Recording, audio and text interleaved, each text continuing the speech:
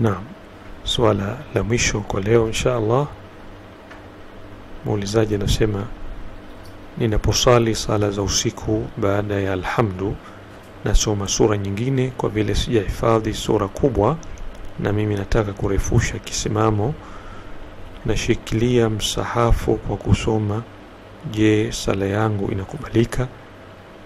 Ninapofanya hivyo wakati wa sijda naweka msahafu kwenye msala na kusujudu. Jawabu, kwa mujibu wa wenye ilmu, katika sala ya sunna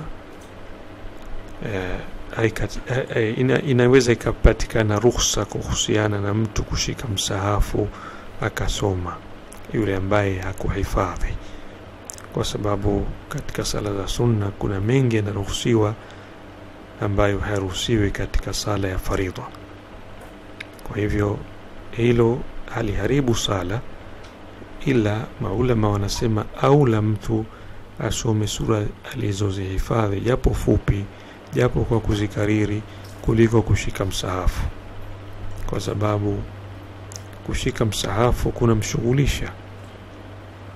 Anataka akamate msahafu, pengine fungue peji nyingine na kukamata na kuweka.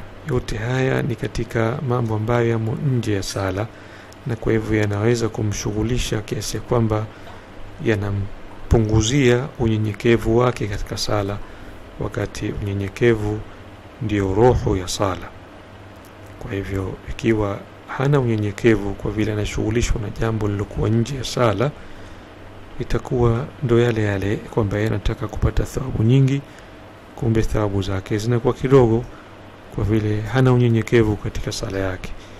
Kwa hiyo ndio maana wakapendelea bora asome sura japo fupi alizokuwa kazihifadhi, kazikariri, kuliko kushika msahafu katika sala. Pamoja na hayo lakini wamesema akiwa atafanya hivyo hapa taharibika kitu katika sala yake, wallahu aalam. Kwa hivyo tumemalizia kwa swala hilo kwa leo.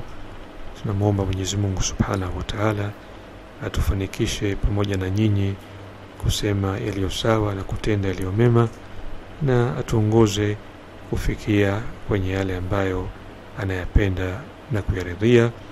Subhanaka Allahumma wa bihamdika, nashhadu an la ilaha illa anta, nastaghfiruka wa natubu ilayk.